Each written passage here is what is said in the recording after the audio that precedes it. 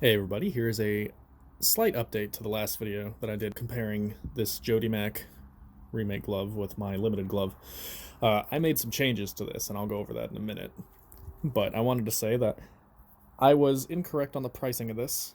This glove was 300, I believe it was 400 at launch, but it's 300 now, um, instead of 1,000 like I thought it was. There was a template glove that they were planning on doing, and they made one or two of them.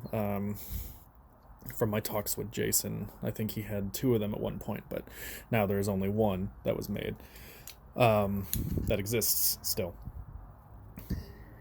And I was remembering that, and those are equally, if not kind of more, inaccurate in some weird ways.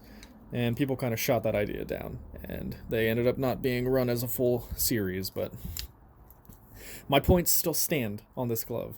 Because even for 300, possibly $400, I'm not sure about the 400, but the 300 currently, it's a weirdly inaccurate glove.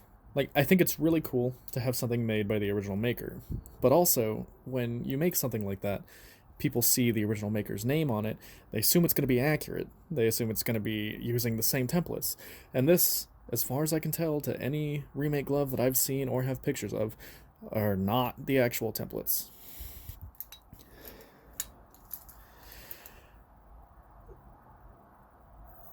But anyway, sorry, I forgot what I was going to say. I wanted to go over the changes that I made, because they are small changes, and these small changes would have made these gloves really good for the price.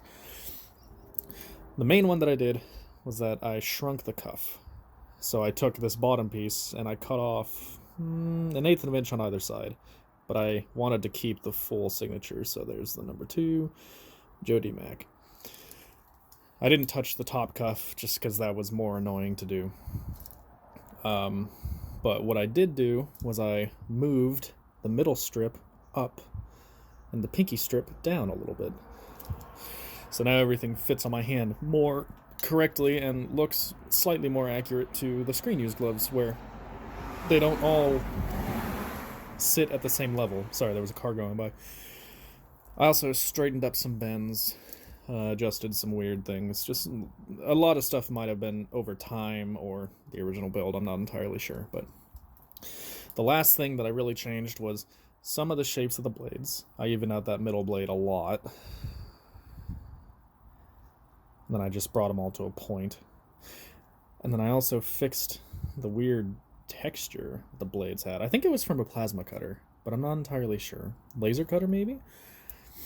But on the screen use ones, you can see this sort of grain from the sanding that's done to them. And it didn't have that before, and now it does, and now it's smooth and has that. I will eventually probably replace this leather, but we'll see. If I can sew parts of this back into place and it might look good, I might just keep using this, I'm not sure. But I did those updates, and those tiny changes, small things that would have taken a few extra minutes, would have made these gloves a lot more satisfactory.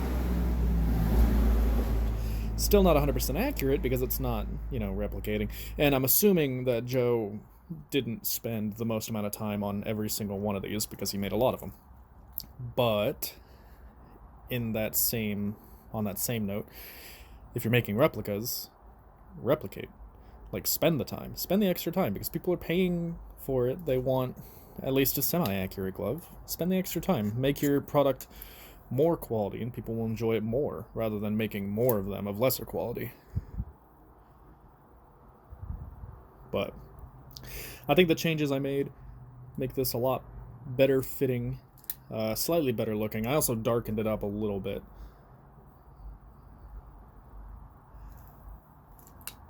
And the cuff isn't hilariously large, and it still kept the signature intact, which is really nice. But anyway, let me know what you guys think of this, the changes, the small things that I adjusted what I said in this video.